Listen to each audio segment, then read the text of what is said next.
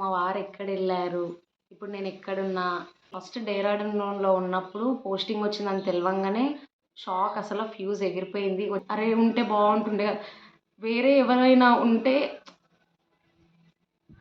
Hi! Hi! ఇలా ఉన్నాడు మా విన్ను బాబు. ఎంజాయ్‌గా ఉన్నాము. హలో అందరికీ వెల్కమ్ టు మై ఛానల్. అందరు ఎలా ఉన్నారు? నేనైతే బాగున్నా, బాలేను. సో మా వారు ఎక్కడెళ్లారు, ఇప్పుడు నేను ఎక్కడున్నా, ఇప్పుడు మా విన్ను బాబు ఎలా ఉంటున్నాను, నేను ఎలా ఉంటున్నాను. సో ఈరోజైతే వీడియో అయితే అదనమాట. సో చాలామంది అడుగుతున్నారు ఎక్కడికి వెళ్ళిండు అన్న అనేసి అయితే చాలా డేస్ నుంచి అడుగుతున్నారు.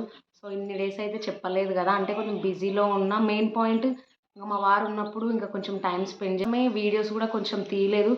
సో ఏంటంటే మా వారిని ట్రైన్ దగ్గర నుంచి హైదరాబాద్ నుంచి వెళ్ళాను కదా, అది కూడా నేను వీడియో తీసుకోలేదు. తొందర అయిపోయింది. సో అవన్నీ మీకు ఏం జరిగింది, ఏం కథ అనేది మొత్తం క్లారిటీ అయితే ఇచ్చేస్తా. ఈ వీడియో అయితే ఎండ్ వరకు చూడండి, స్కిప్ చేయకండి.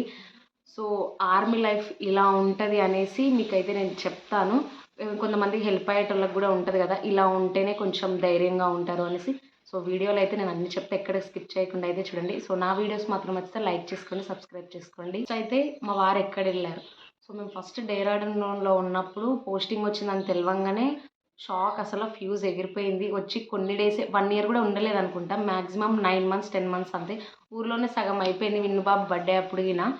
సో మేము 9 మంత్స్ 10 మంత్స్ అక్కడ ఉన్నాం, ఇంక వచ్చేసినాం. మెయిన్ పాయింట్ మా వారు వెళ్ళిందైతే జమ్మూ, పూరా మొత్తం పైకనమాట. పైకంటే బార్డర్‌కి ఒక 5 కిలోమీటర్స్ గ్యాప్‌లో ఉంటుంది. ఇప్పుడైతే కొంచెం సేఫ్ ప్లేసే అని తెలుసు అది. ఇంకా అది జమ్మూ పైన కాబట్టి కొంచెం ఇప్పటికైనా గుడిగాడు అన్నట్టే ఉంటుంది కదా. సో మా వారు వెళ్ళేటప్పుడైతే మేము కాచిగూడ నుంచి, ఐ థింక్ కాచిగూడ నుంచి ట్రైన్ ఉండే అనమాట మార్నింగ్. ఇంకా మాకు నెక్స్ట్ డే ఫంక్షన్ కూడా ఉండే. నేను ఇంకా మా వాళ్ళదే ఇంకా అక్కడ అసలు ట్రాఫిక్ ఫుల్ అయిపోయింది. దింపి ఇట్లా బ్యాగ్స్ అన్నీ దిగు అని చెప్పిర్రు. ఇంకా మా కార్లోనే వెళ్ళాం అందరం కలిసి. అసలు మేము దిగి ఇంకా 2 అవర్స్ ఉండే ట్రైన్. అసలు బాయ్ కూడా చెప్పలేదు దిగేసి. అది చాలా ఎమోషనల్ అనమాట. ఏంటంటే మా కిందికి దిగి అసలు బాయ్ కూడా చెప్పనందుకు కార్లో ఉండిపోయినాం అట్లనే. ఇంకా మా వారైతే బ్యాగ్ చూసుకుంటా అట్లే ఉండే. మా వారైతే ఇంకా బ్యాగ్ చూసుకుంటూనే ఉండే. ఇంకా విన్ను బాబు అయితే ఇంకా అంత తెలీదు కదా, ఇంకా కొంతసేపటికి వీడియో కాల్ చేసిండు. ఇట్లా అనుకుంటా ఉండట్లేదు అనమాట నా పైన. చూద్దాం అన్నట్టు. ఇంకా వానికి మాటలు కూడా కరెక్ట్ రావు కదా. సో ఇంకా అసలు ఇప్పటికైనా కూడా కరెక్ట్గా ఉండట్లేదు కూడా విన్ను బాబు. వాళ్ళ పప్ప ఫోన్ చేయంగానే ఇట్లా నాది కాలర్ రింగ్ టోన్ వస్తుంది కదా, ఆ రింగ్ టోన్ రాగానే ఉరికొస్తాడు ఎవరు చేసినా కూడా. ఎత్తినాక ఒకవేళ మా వారేంటి స్మైల్ చేసుకుంటా బయటికి వెళ్ళిపోతాడు. ఇంకా అది చాలా ఎమోషనల్ అనిపిస్తుంది. ఇంకా జమ్మూకి 300 కిలోమీటర్లో ఉంటాడు, ఉప్పుగడ అని ఉంటుంది. సో అక్కడైతే మా వారు ఉన్నారు.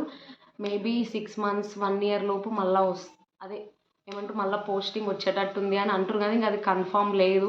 ఇప్పటికైతే కరెక్ట్గా ఇంకా మంచిగానే ఉన్న, సేఫ్ ప్లేసే. సో చాలామంది అయితే ఉన్నారు మన తెలుగు వాళ్ళు కూడా. ఆ ధైర్యంతోనే ఇంకా ఉన్నాం. ఎందుకంటే ఇంకా వాళ్ళకి డ్యూటీ చేస్తుంటే ఇంకా అసలు మనం ఎవ్వరం కూడా కరెక్ట్గా గుర్తు రాము.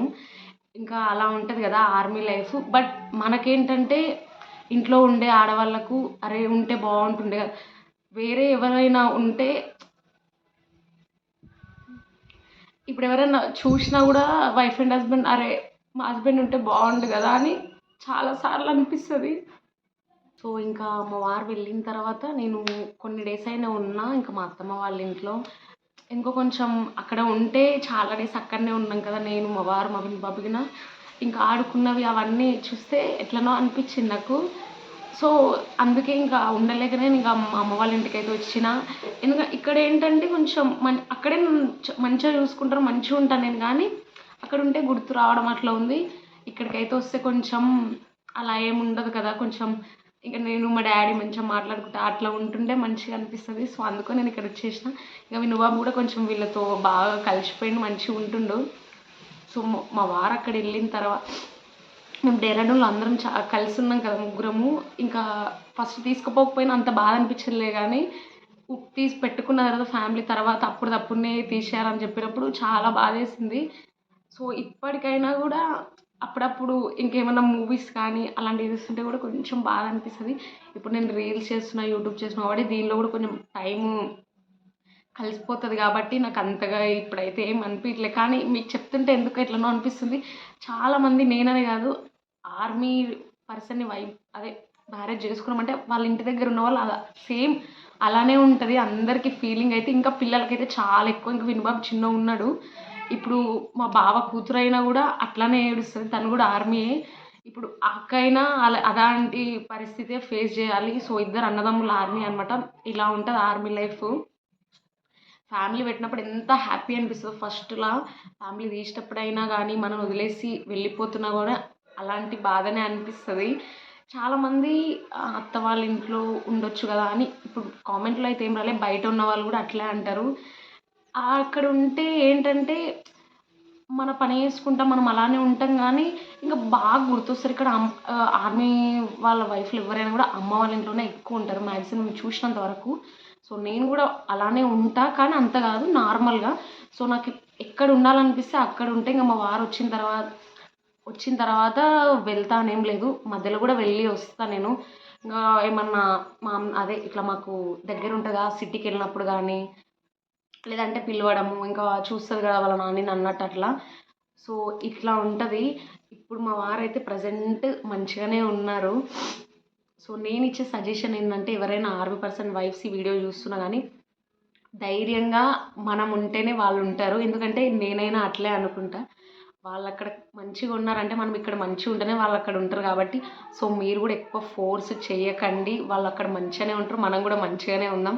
సో పిల్లలకి ఏంటంటే ఎక్కువ ఫోన్స్ చూపియకండి. మెయిన్ ఏంటంటే వాళ్ళు వీడియో కాల్ చేయంగానే ఎక్కువ చూపియడము, ఎప్పుడొస్తావు ఇంకా మాటలు వచ్చే పిల్లలైతే ఎప్పుడొస్తావు అని అడుగుతారు కదా, అది బాగా అనిపిస్తుంది. మనకేమనిపించదు, వాళ్ళకి అక్కడ బాయ్స్కి చాలా అనిపిస్తుంది.